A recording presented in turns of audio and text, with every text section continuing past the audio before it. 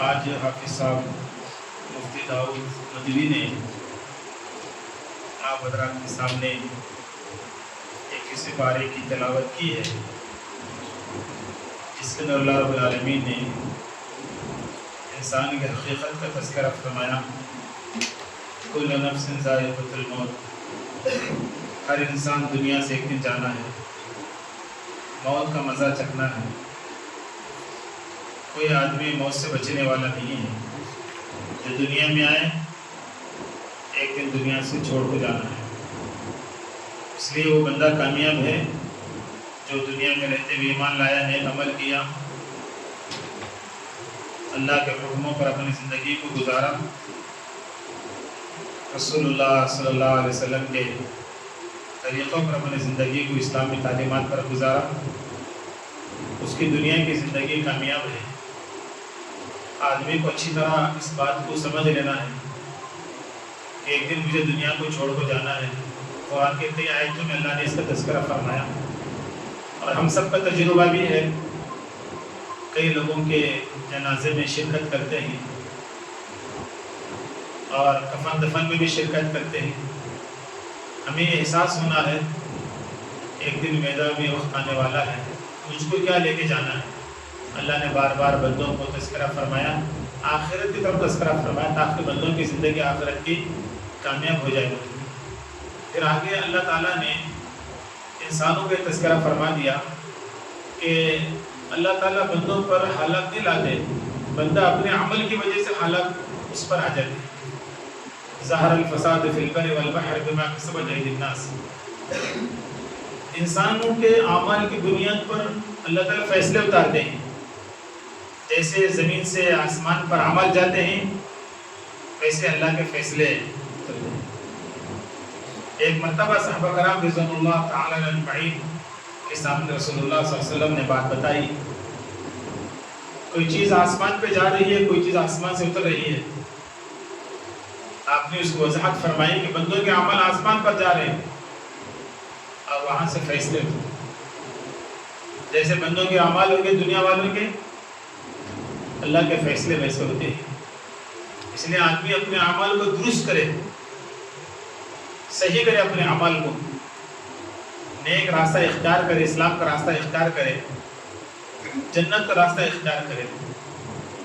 پھر آگے اللہ نے حضرت لقمان علیہ السلام کو تذکرہ فرمایا کہ اللہ کے بہت مخلص برگزیدہ بندے، ولی کامل، اللہ نے بڑی حکمت سے نوازا، ان کو بہت حکمت سے نوازا۔ انہوں نے اپنے لڑکے سے انہوں نے نصیحت کی، یہ سبق ہر ایک ماں باپ کو سننا چاہیے اور عمل بھی کرنا چاہیے۔ ماں باپ کی ذمہ داری جہاں پر روزی روٹی کی ذمہ داری ہوتی ہے، اولاد کی تربیت کی بھی ذمہ داری ہوتی ہے۔ باپ ہونے کے حیثیت سے اپنے بچوں کو نصیحت کرے، اس لیے کہ دنیا کی زندگی عارض مختصر ہے، اپنی بھی زندگی کامیاب ہو اور اپنے اولاد کی زندگی بھی کامیاب ہو۔ ویسے آدمی نصیحت کرے اپنے بچوں کو۔ آپ نے یہاں پر تذکرہ فرما دیا، اور یہ لوگوں کے لیے آنے والے قیامت تک انسانوں کے لیے بہت بڑی نصیحت ہے۔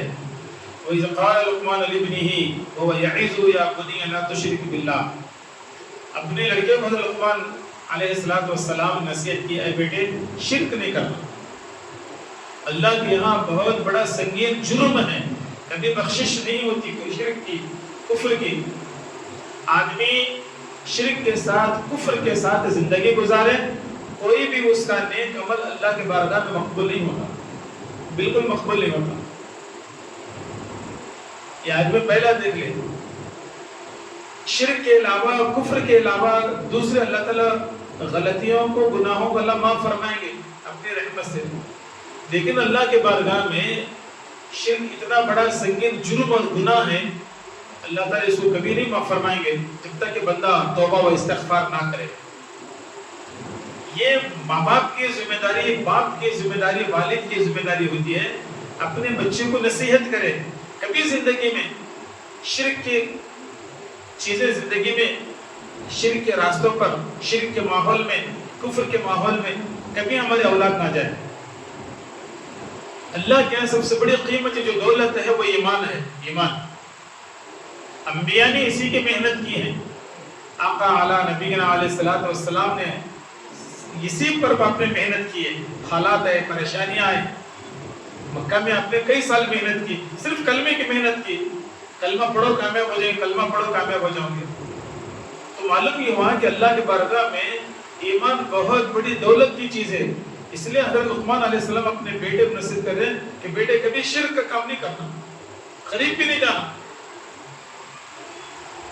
یہ بہت بڑی چیز ہے، ورنہ آدمی ادھر بھی جائے ادھر بھی جائے، وہ بھی کرے یہ بھی کرے. ابھی رمضان المبارک سے پہلے ایک ہفتہ پہلے ایک جگہ سے ہم کو فون آیا کہ 5-6 گاڑیاں کسی جترے میں گئے، پوجا پاٹ کر کے عورتیں آ گئے، صرف مستورہ.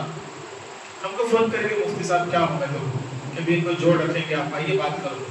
پھر میں ہمارے مکان میں گئے، تقریباً 300 عورتوں کو جوڑے جس میں جانے والے عورتیں بھی تھے. ان کو سمجھا دیے کہ بھی کلمے والی زندگی ہماری اللہ کی مقبول زندگی ہے، پھر اس کے علاوہ کوئی زندگی ہے؟ ایمان لانے کے بعد ہم شرک کے کام کریں گے، کفر والے کام کریں گے، رسم و رواج کے کام کریں گے، غیر کرے سر کا ہم کام کریں گے، تو ایمان کہاں باقی رہے گا ہمارا؟ اللہ کے پاس جھکنا ہے، اوروں کے پاس نہیں جھکنا ہے. اللہ نے دنیا ہمارے لیے بنایا ہے. وَإِنَّكُمْ خُلِقْتُمْ لِلْآخِرَةِ، انسان کو آخرت کے لیے اللہ نے بنایا ہے. پھر دنیا کے اسباب، دنیا کی چیزیں، دنیا کے اسباب انسان اپنے ہاتھ سے بنا رہا، پھر اسی سے مدد طلب کر رہا.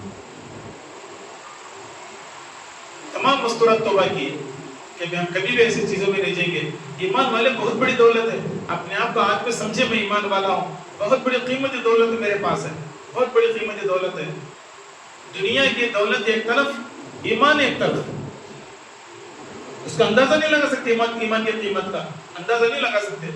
قرآن کے کئی آیتیں اس کی تفسیر کے اندر ہے.